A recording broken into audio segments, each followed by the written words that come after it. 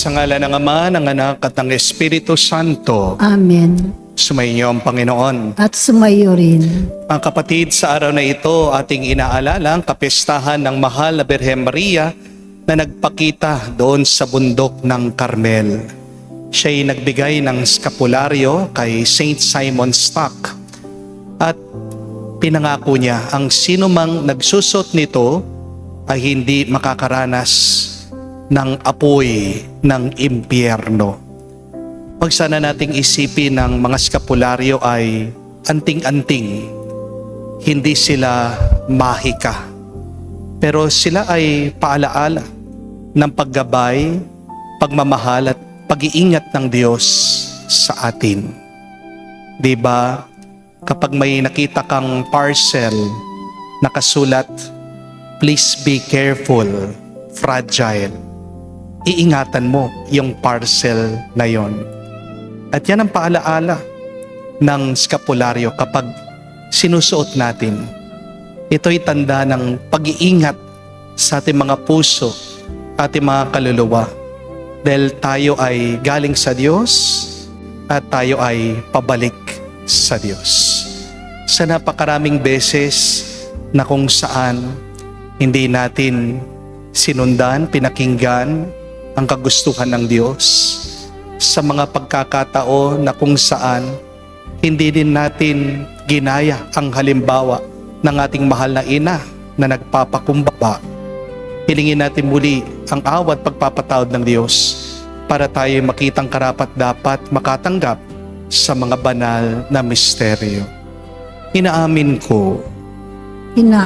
ko sa makapangyarihang Diyos at sa inyo mga kapatid na lubha akong nagkasala sa isip, sa salita, sa gawa at sa aking pagkukulang. Kaya isinasamo ko sa mahal na Birheng Maria, sa lahat ng mga anghel at mga banal at sa inyo mga kapatid na ako'y ipanalangin sa Panginoong ating Diyos. Kaawaan tayo ng makapangyarihang Diyos, patawarin tayo sa ating mga kasalanan at patnubayan tayo sa buhay na walang hanggan. Amen. Panginoon, kaawaan mo kami. Panginoon, kaawaan mo kami. Kristo, kaawaan mo kami. Kristo, kaawaan mo kami. Panginoon, kaawaan mo kami. Panginoon, kaawaan mo kami. Manalangin tayo. Ama namin makapangyarihan, loobin mo kami tuwangan ng banal na panalangin ng mahal na Birhen. Sa tulong nito kami naway pagindapating makasapit sa banal na bundok na si Jesucristo. Kasama ng Espiritu Santo, magpa sa walang hanggan. Amen. Pagbasa mula sa aklat ni Propeta Zacarias. Sinabi ng Panginoon, "Umawit ka sa kagalakan, bayan ng Sion, pagkat maninirahan na ako sa piling mo."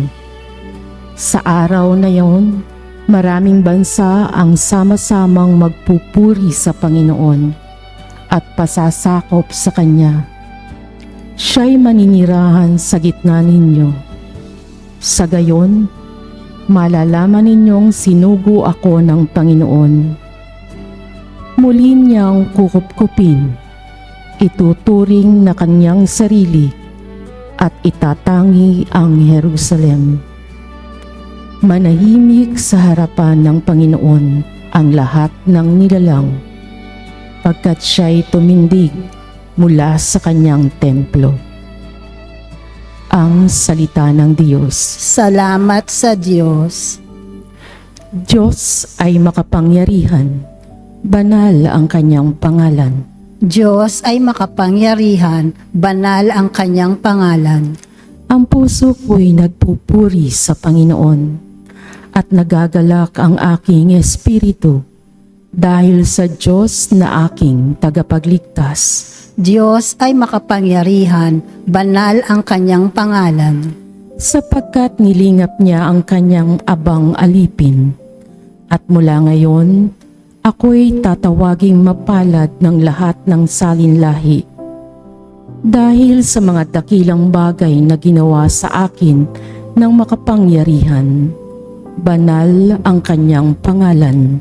Diyos ay makapangyarihan, banal ang kanyang pangalan. Kinahahabagan niya ang mga may takot sa kanya. Sa lahat ng saling-saling lahi, ipinakita niya ang lakas ng kanyang mga bisig. Pinangalat niya ang mga palalo ang isipan. Diyos ay makapangyarihan, banal ang kanyang pangalan. Ibinaksak niya ang mga hari mula sa kanilang trono at itinaas ang mga nasa abang kalagayan. Binusog niya ng mabubuting bagay ang mga nagugutom at pinalayas niyang wala ni anuman ang mayayaman. Diyos ay makapangyarihan, banal ang kanyang pangalan. Tinulungan niya ang kanyang bayang Israel bilang pagtupad sa pangako niya sa ating mga magulang, kay Abraham at sa kanyang lahi magpakailanman. Diyos ay makapangyarihan, banal ang kanyang pangalan.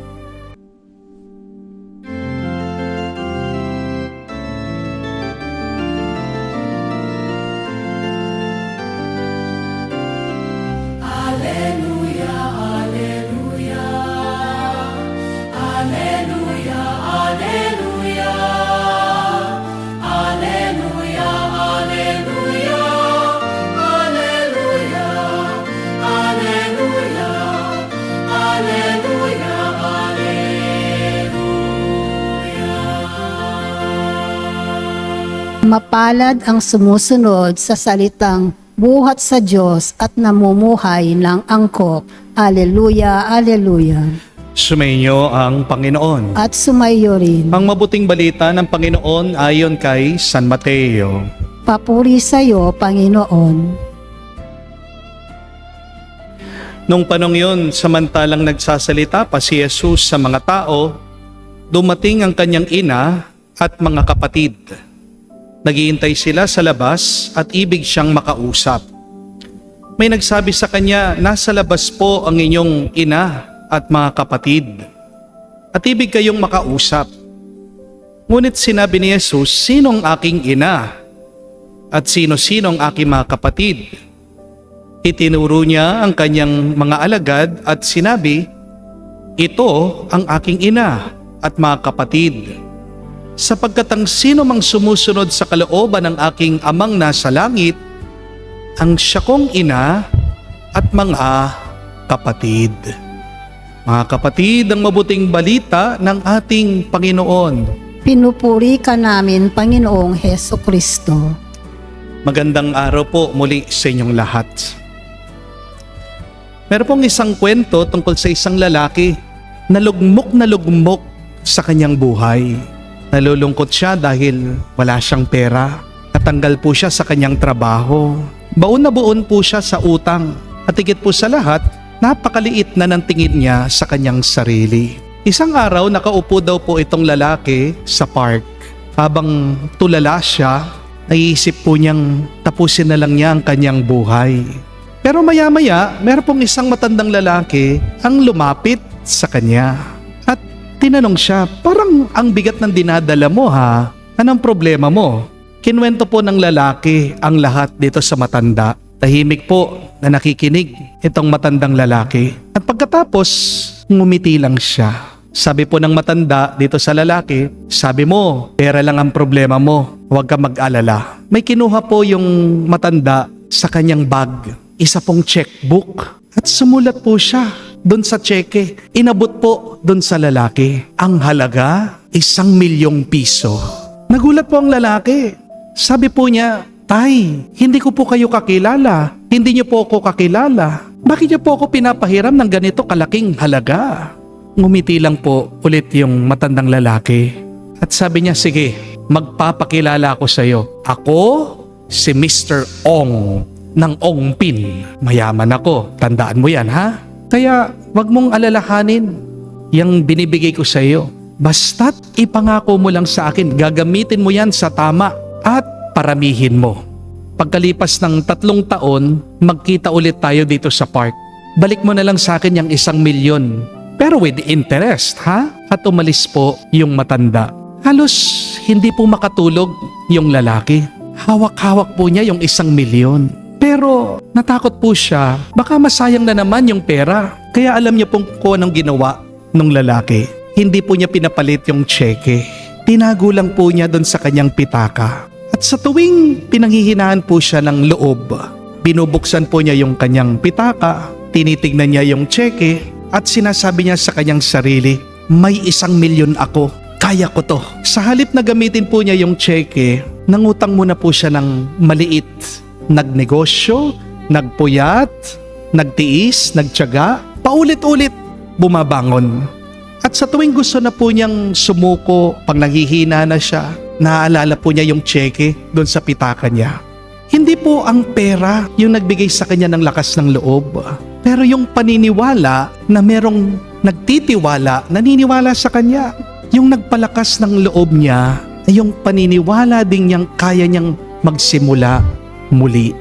Kaya unti-unti po lumaki yung kanyang negosyo, lumaki yung kanyang kita, at naging matibay, lumaki din po ang kanyang tiwala sa kanyang sarili.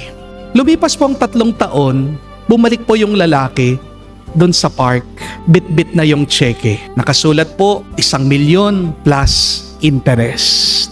Eksaktong-eksakto, paparating po yung matandang lalaki, lumapit sa kanya. At sabi po nitong lalaki sa matanda, Tay, Mr. Ong, maraming salamat po dahil po sa inyo, nagbago ang buhay ko. Inabot po ng lalaki yung tseke sa matanda. Pero nagtataka yung matanda. Sabi niya sa lalaki, sino ka? Nagulat po yung lalaki. Tay, Mr. Ong, ako po yung pinahiram nyo ng 1,000,000. Bigla pong dumating yung anak ng matanda, isang babae, at nakangiti ito, sabi, ay naku, meron na naman nalokong tatay ko. Pagpasensya nyo na po ha, may Alzheimer yan. Libangan dati ng tatay ko, nagdadala ng peking checkbook. Gumagawa ng tseke, binibigyan lahat ng tao. Pasensya na ha. At biglang natigilan po yung lalaki. Napaisip siya, peke pala yung tseke, pero hindi po peke yung lakas ng loob na binigay nito sa kanya. Hindi peke yung pag-asa. Hindi peke yung tapang. Mga kapatid, see what a little faith, little trust can do to a person's life. Minsan ang nagpapabago sa ating buhay ay hindi naman yung pera, hindi ang kayamanan, hindi pong himala, hindi pong kapangyarihan o ang kasikatan. Ang nakakapagbago sa buhay ng isang tao ay yung pag-asa na merong Diyos na naniniwala pa rin sa atin. Amen? At ito po ang pinapaalala ng kapistahan ng Our Lady of Mount Carmel sa atin. Nung binigay po ng ating mahal na ina ang skapularyo kay Saint Simon Stock, hindi po niya sinabi na isuot mo yan at wala ka ng problema. Hindi po rin niya sinabi na kapag sinuot mo yan, hindi ka na magkakasakit. Hindi rin po pinangako ng ating mahal na ina na kapag sinuot ang skapularyo, yayaman siya. Ang binibigay po ng skapularyo ay isang tanda ng pag-aaruga. Isa pong paalaala na hindi tayo nag-iisa. Parang yung tseke, hindi po yung papel ang nagligtas doon sa lalaki. Ang nagligtas doon sa lalaki ay yung pag-asa na dala mula doon sa papel. Hindi po ba? At ganun din po sa skapularyo. Hindi ang tela ang nagliligtas. Si Kristo ang nagliligtas. At ang skapularyo ay tanda ng ating mahal na ina na palaging umaakay sa atin papunta kay Jesus. Huwag niyo pong isipin ang skapularyo anting-anting. Hindi rin po lucky charm yan. Hindi po yan magic. Ang skapularyo parang wedding ring. Ang singsing, hindi naman po ang dahilan kung bakit nagmamahalan yung mag-asawa. Hindi po ba? Pero sa tuwing tinitignan na mag-asawa yung singsing, naaalala nila yung kanilang pangako na binitawan, binigay sa bawat isa. Ganon din po ang skapularyo. Sa tuwing sinusuot natin ito, hinahawakan natin ito, naaalala natin na meron tayong isang ina na nasa langit, na nananalangin, nagdarasal para sa atin. Ang skapularyo po ay tanda na meron Diyos na hindi sumusuko para sa atin. Ang skapularyo ay simbolo na merong langit na naghihintay sa ating lahat. Marami po sa atin nagsusuot ng skapularyo. Pero ito po ang tanong, sinasabuhay mo ba yung ibig sabihin ng iyong skapularyo? Ang taong nagsusuot ng skapularyo, dapat nagsisikap din. Isuot niya ang ugali ng ating mahal na ina, si Maria. Kung ikaw ay nagsusuot ng skapularyo, dapat mapagkumbaba ka, masunurin ka, madasalin ka, at nagtitiwala ka sa Diyos, kamukha ni Maria. Yan nung pong sinabi ng anghel kay Maria na siyang magiging ina ng tagapagligtas. Hindi naman po niya alam kung anong mangyayari. Marami pong panganib, marami pong luha, marami po siyang hindi maintindihan. Pero isa lang po ang kanyang sagot.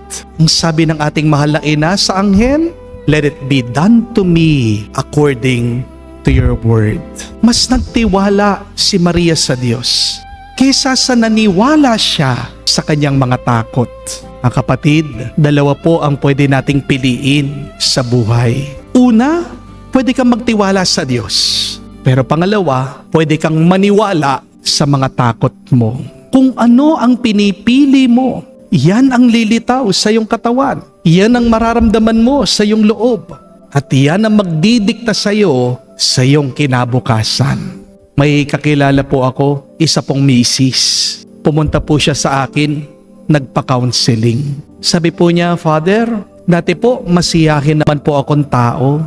Pero bakit po lately, nawalan ako ng gana, nawalan ako ng sigla. Naging napakabagal ko po sa opisina, naging mainitin po ang aking ulo. Wala na po ako nararamdamang saya, nadidepress po ako." At tinanong ko po, paano po nag-umpisa itong kanyang nararamdaman? At kwento po niya, magsimula po nung siya'y nanganak, parang nagkaroon po siya ng mga seizure episodes. Kaya nagpa-check up daw po siya sa doktor. At sabi po ng doktor, may imbalance yung kanyang utak. Mag-ingat daw po siya kasi nakakamatay yung kanyang sakit. At sabi ko po sa kanya, alam mo, hindi yung sakit ang pinaka-problema mo. Ang pinaka-problema mo, kaya ganyan yung nararamdaman mo, kasi mas pinaniniwalaan mo yung sakit mo kaysa sa kakayahan ng Diyos na pagalingin ka. Napansin mo ba, sabi ko po dito sa misis, mas madalas mo pang iniisip yung iyong diagnosis kaysa sa pangako ng Diyos. Mas pinakikinggan mo yung iyong takot kaysa sa pag-asa. Mas malakas pa yung boses ng iyong pag-aalala kaysa sa boses ng iyong pananampalataya. Hindi ko sinasabi sa iyo na baliwaliin mo yung payo ng doktor mo. Hindi ko sinasabi din sa iyo na tigil mo na yung iyong mga gamot. Pero huwag mo sanang hayaan na yung sakit mo maging pinakamalaking katotohanan mo dyan sa buhay mo. Dahil ang diagnosis ng doktor, oo, mahalaga. Pero hindi pa yon ang huling salita.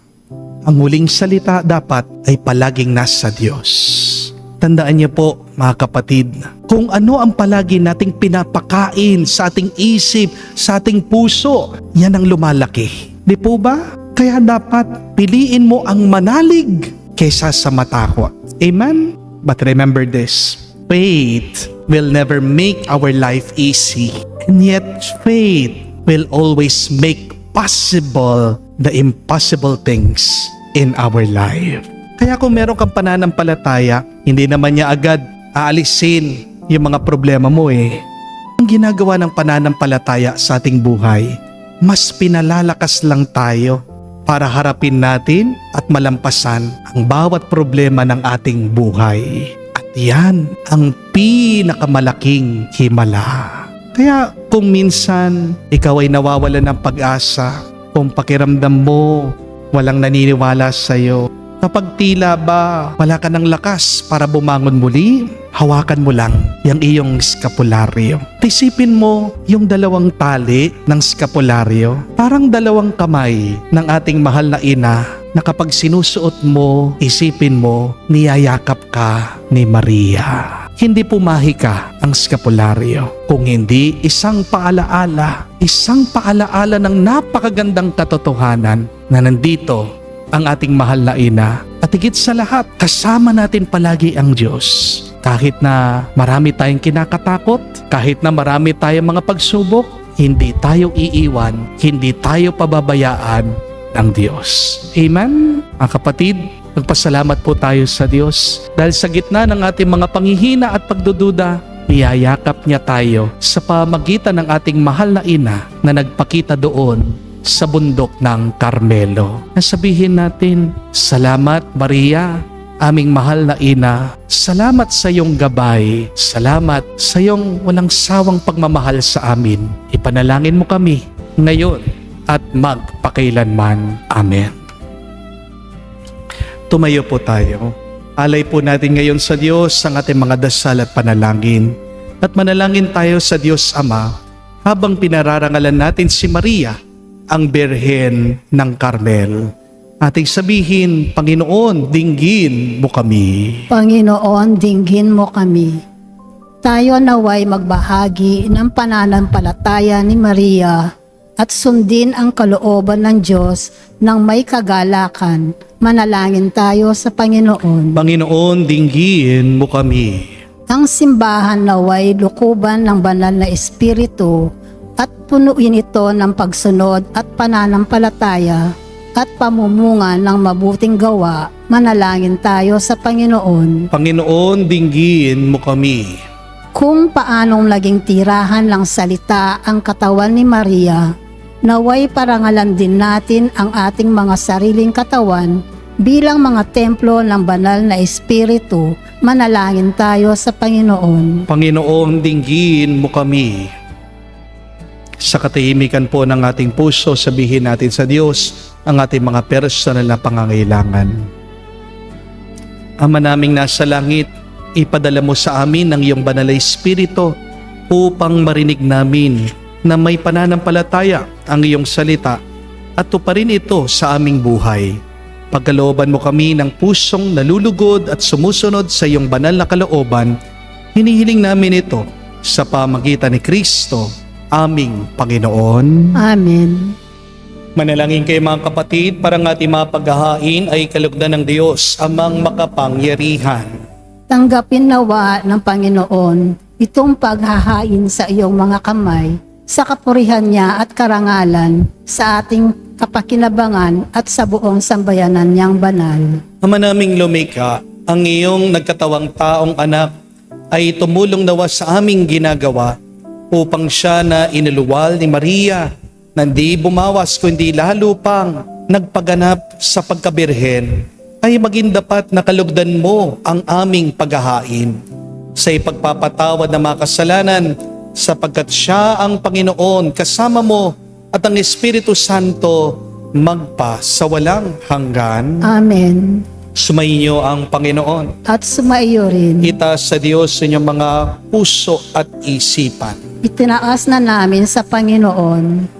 Pasalamatan natin ang Panginoong ating Diyos. Marapat na siya ay pasalamatan. Ama naming makapangyarihan, tunay nga marapat ikaw ang aming pasalamatan.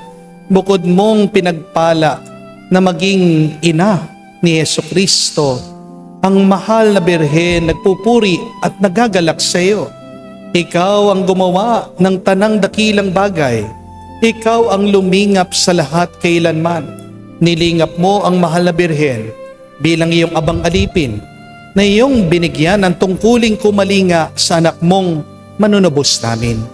Kaya kaisa na mga anghel nagsisiawit ng papuri sa iyo na walang humpay sa kalangitan. Kami nagbubunyi sa iyong kadakilaan.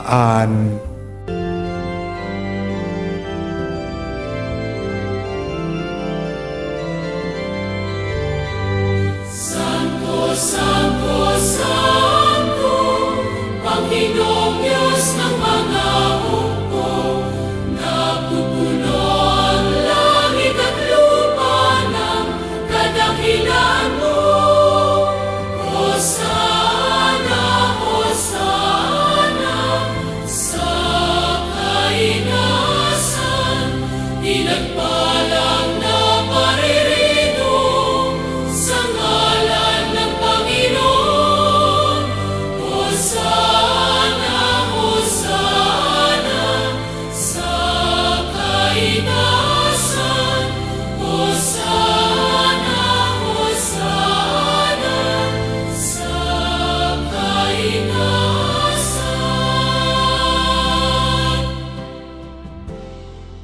Ama naming banal, ikaw ang bukal ng tanang kabanalan. Kaya't sa pamagitan ng iyong Espiritu, gawin mong banal ang mga kaloob na ito upang para sa amin maging katawan at dugo ng aming Panginoong Hesu Kristo. Bago niya pinagtiis ang kusang loob na maging handog, hinawakan niyang tinapay, pinasalamatan kanya, pinaghati-hati niya iyon, inabot sa kanyang malagad at sinabi, "Tanggapin ninyong lahat ito at kanin. Ito ang aking katawan na ihahandog para sa inyo."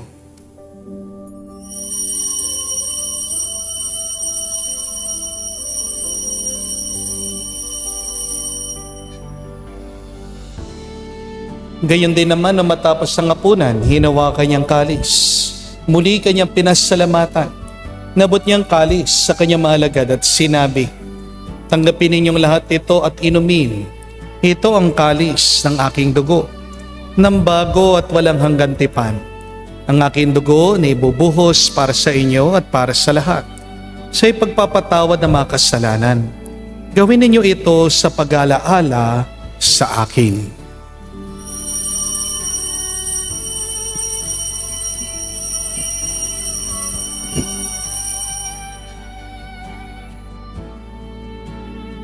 Ang misteryo ng pananampalataya.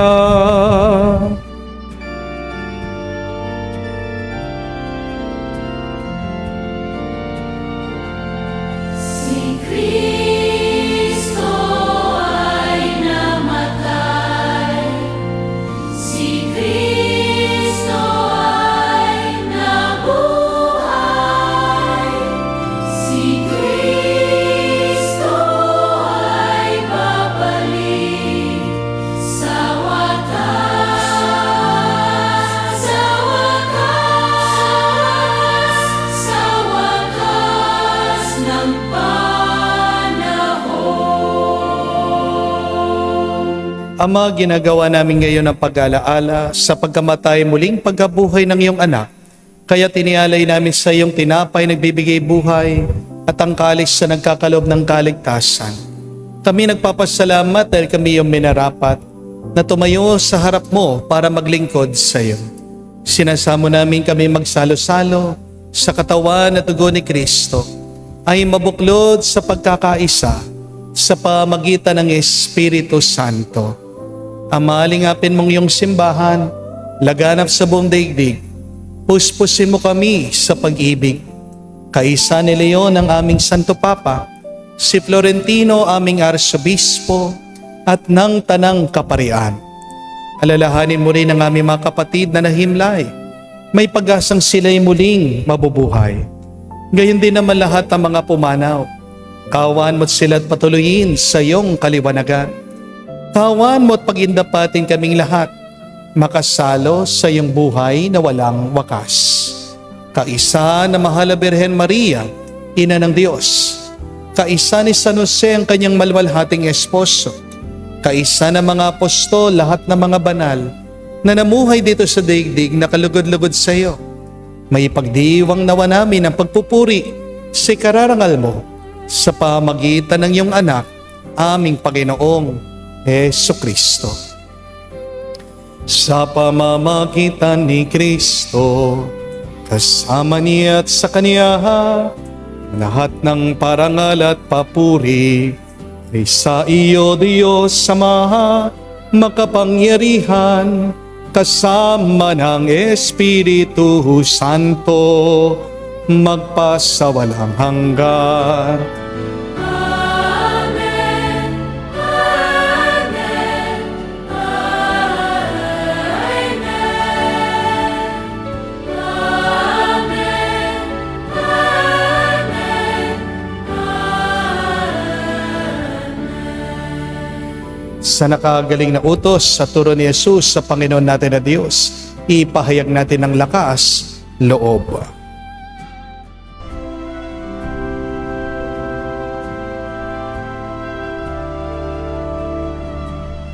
Ama namin, sumasalangit ka,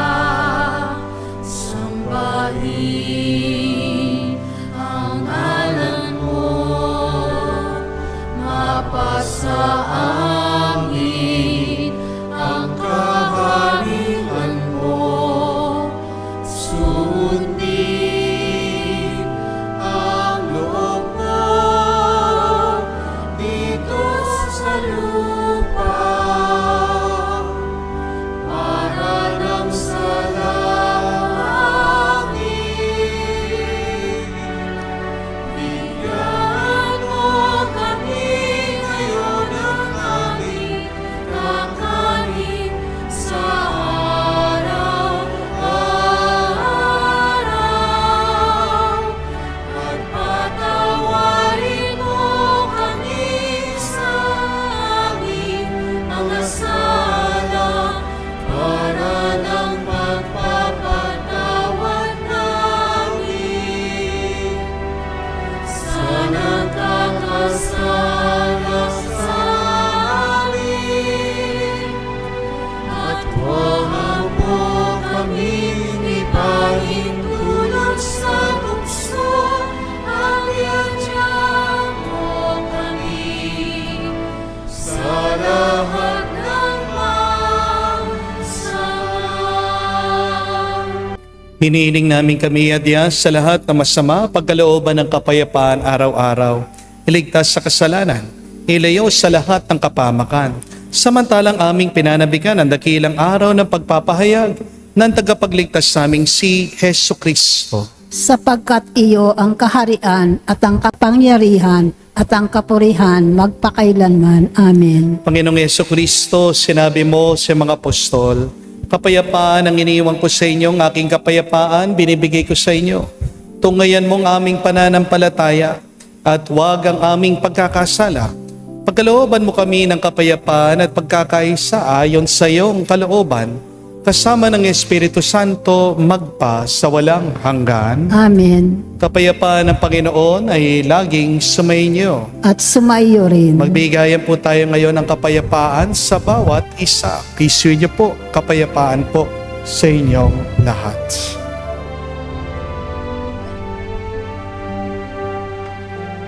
Kordero ng Diyos na nag-aalis ng mga kasalanan ng sanlibutan, maawa ka sa amin. Maawa ka sa amin. Kordero ng Diyos na nag-aalis ng mga kasalanan ng sanlibutan, maawa ka sa amin. Maawa ka sa amin. Kordero ng Diyos na nag-aalis ng mga kasalanan ng sanlibutan, ipagkaloob mo sa amin ang kapayapaan. Mga kapatid, naririto ang ating Panginoong Jesucristo, ang Kordero ng Diyos. Siya nag-aalis sa mga kasalanan ng sanlibutan. Mapalad tayong lumalapit sa piging ng Kordero. Panginoon, hindi ako karapat-dapat na magpatuloy sa iyo, ngunit sa isang salita mo lamang ay gagaling na ako.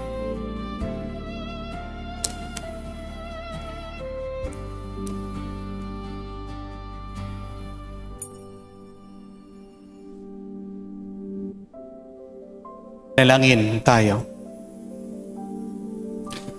Ama namin mapagmahal, sa pagsasalo namin sa banal na pakikinabang, ang iyong kagandang loob ay aming hinihiling upang ang pagpaparangal namin sa mahal na Birhen Maria at pagtulad namin sa Kanya ay maging dapat ng aming paglingkuran ang pagganap sa kaloob mong kaligtasan. Sa pamagitan ni Jesucristo kasama ng Espiritu Santo, magpa sa walang hanggan. Amen. Hindi ko po alam kung alam yung ibig sabihin ng salitang Carmel. Napakaganda po ng kahulugan nito. It means garden. Ang Carmel ay hardin.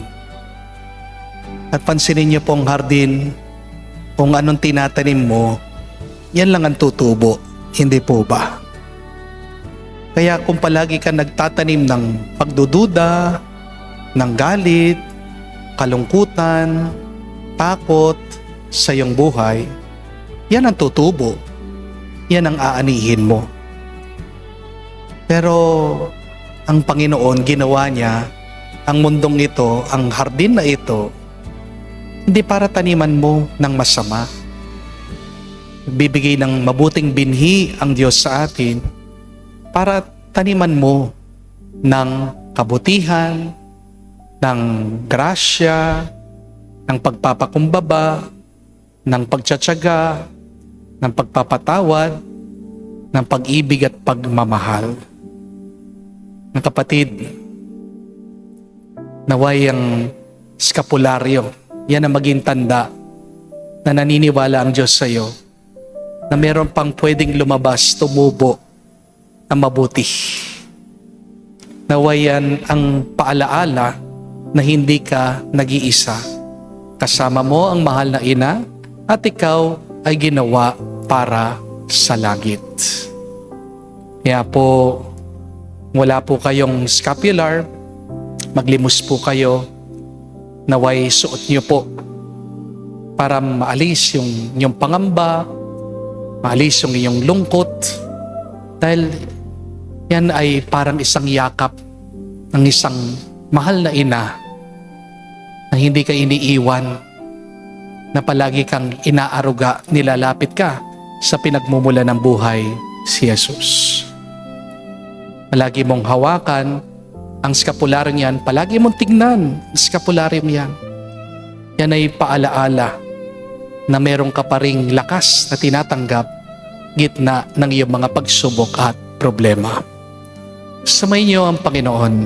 At sumayo rin. At kayo basbasan ng Diyos, makapangyarihan sa lahat. Sa ngalan ng Ama, ng Anak, ng Espiritu Santo. Amen. Ang ating misa'y natapos na. Pumayo kayo sa kapayapaan ni Kristo. Salamat sa Diyos.